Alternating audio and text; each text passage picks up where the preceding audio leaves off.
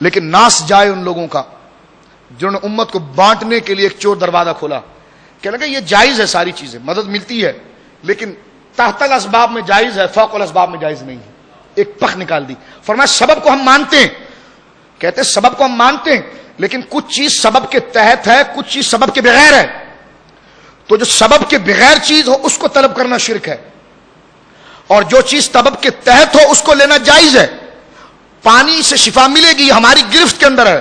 تو یہ تحت الاسباب اور فوق الاسباب، نہ یہ رسول اللہ نے اصطلاح بولی ہے، یہ ٹرمز نہ حضور نے استعمال کی ہے، نہ صحابہ نے کی ہے، نہ تابعین نے کی ہے، نہ آج تک امت مسلمہ نے یہ استعمال کی ہے. یہ صرف گجرات کی گجرانوالا کی سرزمین پر دیوبندی مکتب فکر کے ایک مولوی صاحب مولانا سرفراز گکھڑوی نے یہ پخ لا کر امت کو ٹکڑے ٹکڑے کر دیا.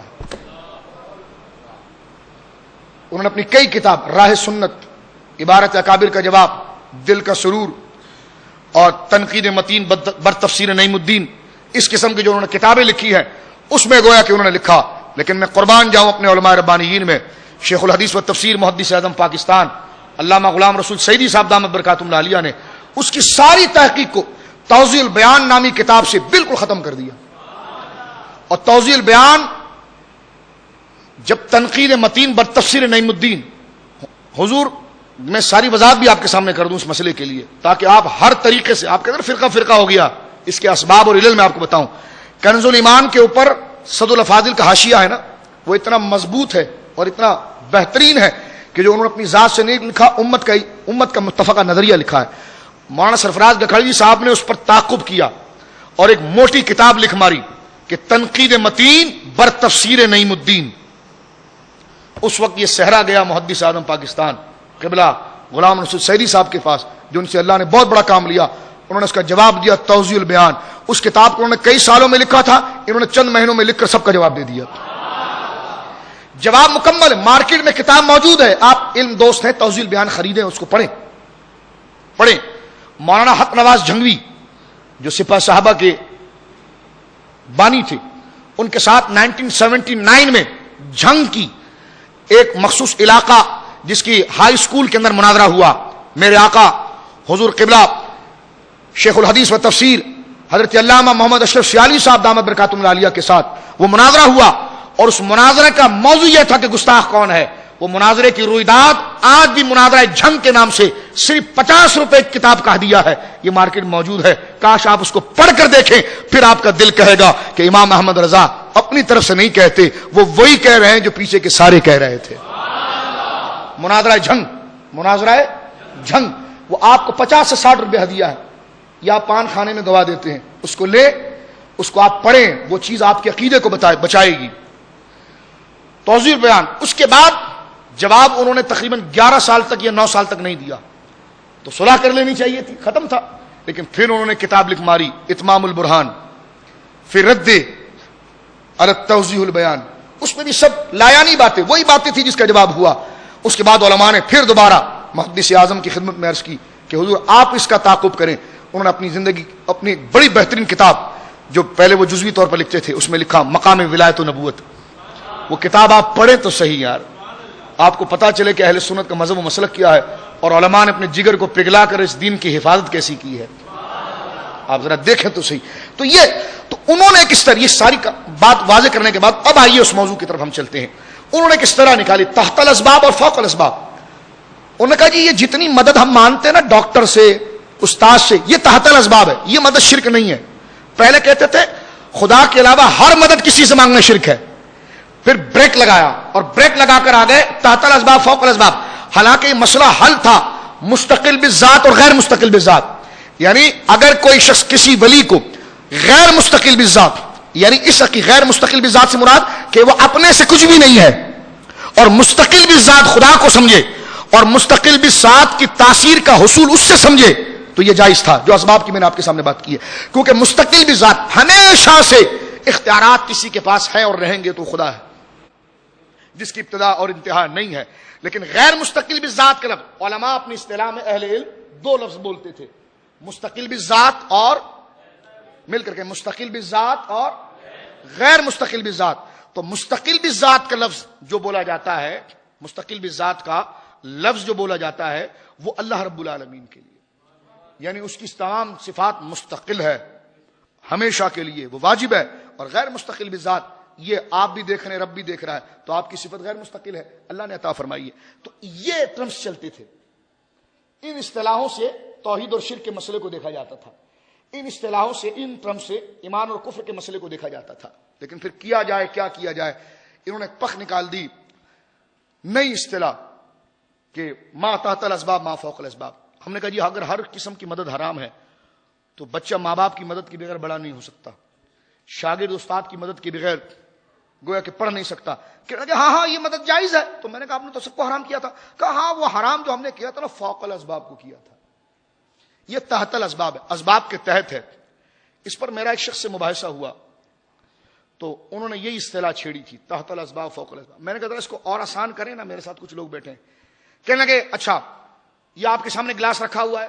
میں نے کہا جی رکھا ہوا ہے. کہا مجھے دیجیے. میں نے اٹھا کر دے دیا. کہا دیکھیں میں نے آپ سے مدد مانگی نا گلاس لینے کی. کہا آپ کا ہاتھ پہنچ سکتا تھا. کہا کیوں؟ کہا کہ آپ کے ہاتھ کی دوری پر ہی گلاس رکھا ہوا تھا. کہا آپ بغیر اٹھے گلاس مجھے لا کر آپ نے دے دیا. کہا تو کہا یہ ہے تحت الاسباب کہ جہاں تک انسان کی مادی رسائی ہے وہاں تک کا تو سلسلہ جائز ہے، لیکن اگر یہ گلاس دوسرے کمرے میں پڑا ہوتا تو میں نے کہا پھر. اور میں آپ کے بارے میں عقیدہ رکھتا مولانا کہ آپ بغیر ہلے جلے وہ گلاس اٹھا کر مجھے دے دیں تو ہمارے اسباب ہمارے اس میں ایسا ہوتا تو نہیں ہے. میں نے کہا نہیں. کہا یہی شرک ہے. میں نے کہا لکھ کر دے دیں. میں نے کہا لکھ کر دے دیں. وہ نہیں لکھتے رہے. میں نے کہا لکھ کر دے دیں. زبردستی لکھوایا. میں نے کہا اٹھائیں سورہ نمل اور عاصم بن برخیہ کا واقعہ لائیں. اٹھائیں سورہ نمل اور عاصم بن برخیہ کا واقعہ لائیں کہ جس وقت حضرت سلیمان نے بیت المقدس میں یہ کہا تھا کون ہے جو بلقیس کا تخت لے کر آئے گا، جو 2 مہینے کی مسافت پر پڑا ہوا تھا، اور 2 مہینے کا سفر 2 مہینے میں ہی طے ہوتا ہے. 2 سے 4 مہینے تو ہو سکتے ہیں، 1 دن نہیں ہو سکتا. اب وہ کہتے ہیں 1 دن ہوگا تو یہ ما فوق الاسباب ہے، کیونکہ جو چیز جتنا پیریڈ ہمارے عرف اور ہمارے دور میں اور ہماری ہیت اور ہماری مادی کیفیت میں ہے. مثلا ایک جگہ سے اگر آپ دیوار تک جائیں گے تو 10 قدم، یہ کہتے ہیں 10 قدم چل کر اس کو ہاتھ لگانا یہ تحت الاسباب ہے، لیکن 1 قدم میں وہاں پہنچ جانا فوق الاسباب ہے. میں نے کہا یہ آپ نے نئی پخ نکالی، اور جو بچی کچی اینٹیں بچی تھی وہ اور اپنے سر پر آپ نے ڈال دی ہے. ہم نے کہا دیکھیے حضرت سلیمان نے کہا کہ کون ہے وہ تخت لے کر آئے گا. جن کھڑا ہوا اس نے کہا میں لاؤں گا. تخت ہے 2 مہینے کا راستہ دور، 2 مہینہ لگے تو بندہ وہاں تک پہنچے. 7 قلعے، 1 قلعہ 2 قلعہ 3 قلعہ 4 قلعہ 7 قلعوں کے اندر ہے. جناتوں کا قبضہ ہے. اب کم سے کم 10-12 سال تو لگ جائیں گے نا تخت لانے کو. جن نے کہا میں لے آؤں گا آدھے دن میں. فرمایا اس سے بھی جلدی لاؤ. پتا چلا ما فوق الاسباب مدد تو الگ ہے، ما فوق الاسباب کا مطالبہ انبیاء کی سنت ہے، کیونکہ سلیمان علیہ السلام ما فوق الاسباب کا مطالبہ کریں اور جلدی لاؤ. یہ نفیس نقطہ میرے ذہن میں آ گیا ابھی کہ مدد کرنا تو الگ ہے، یہ تو مدد مانگنا ہم سنیوں کا بیڑا پار ہو رہا ہے.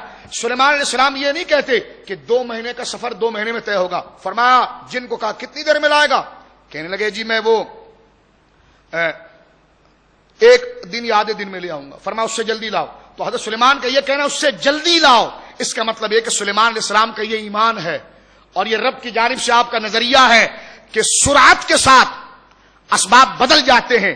اسباب سے کبھی بندہ باہر نہیں ہوتا. مادی اسباب یہ، روحانی اسباب وہ ہے. یہ احمق اس کو لے آئے تحت الاسباب فوق الاسباب پر، حالانکہ اسباب سے کبھی بندہ بری نہیں ہوتا. اگر وہ جلدی جا رہا ہے تو اس کی طاقت کے مطابق پھر بھی وہ اسباب ہی رہا، مؤثر حقیقی نہ بنا.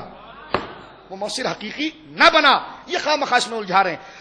حضرت سلیمان نے کہا کون ہے جو مجھے اس سے جلدی لائے؟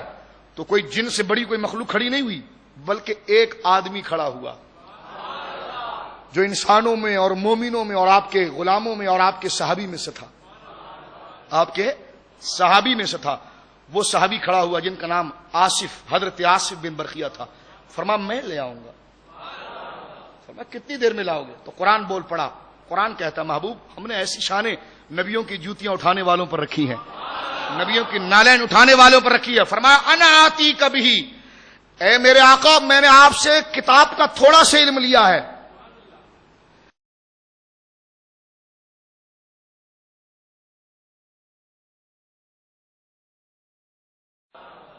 کتنی دیر میں لاؤ گے؟ تو قرآن بول پڑا. قرآن کہتا ہے محبوب ہم نے ایسی شانیں نبیوں کی جوتیاں اٹھانے والوں پر رکھی ہیں، نبیوں کی نالین اٹھانے والوں پر رکھی ہے. فرمایا انا آتی کبھی، اے میرے آقا میں نے آپ سے کتاب کا تھوڑا سا علم لیا ہے، لیکن میری شان آپ کی بدولت یہ ہے کہ انا آتی کبھی قبل ان یرتد الیک طرفک.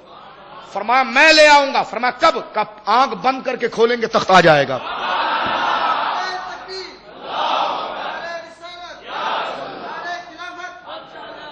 تو اب آپ دیکھیں قرآن کہتا ہے کہ آنکھ بند کر کے کھولے تخت آیا. میں نے کہا مولانا آپ کہہ رہے تھے مجھ سے کہ گلاس اس کمرے میں پڑا ہو اور آپ ہلے جلے نہیں گلاس آ جائیں.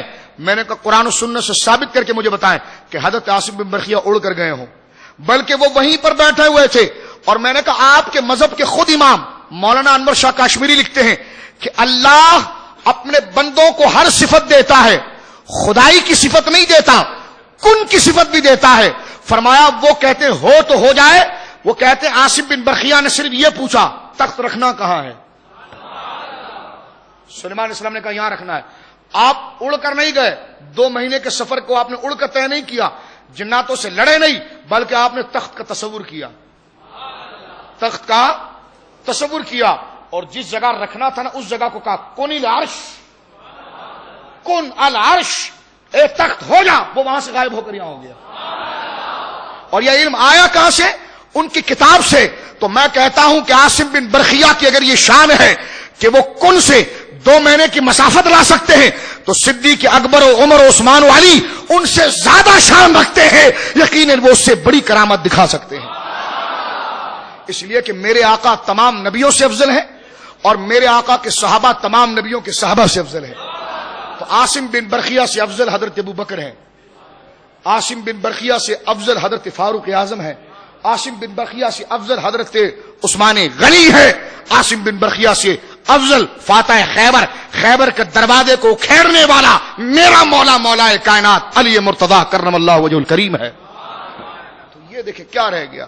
اب آئے اس نتیجے کی طرف ہم چلتے ہیں آخر میں کہ اصل میں ہے مستقل اور غیر مستقل. مستقل بمعنی ذاتی ہمیشہ سے. اب تھانوی صاحب اس پر کیا کہتے ہیں یہ نظریہ میں آپ کے سامنے عرض کرتا ہوں. یہ بوادر نوادر ان کی کتاب ہے. یہی فتویٰ ان کا، اور میں مزید تحقیق پیش کر دوں، یہی فتویٰ ان کا، یہ تو ان کی زندگی کی آخری کتاب ہے لیکن یہ آخری کتاب میں انہوں نے ادھر ادھر سے جزویے جمع کیے ہیں، لیکن یہی بات ان کے اپنے لکھے ہوئے فتاوی امدادیہ کتاب الاعتقاد کے اندر فتویٰ موجود ہے. یہ ان سے کوئی سوال پوچھ رہا ہے یہاں پر کہ اگر کسی سے مدد مانگی جائے تو اس کا کیا طریقہ ہے. تھانوی صاحب کہتے ہیں الجواب، جو استعانت اور مدد مخلوق کے ساتھ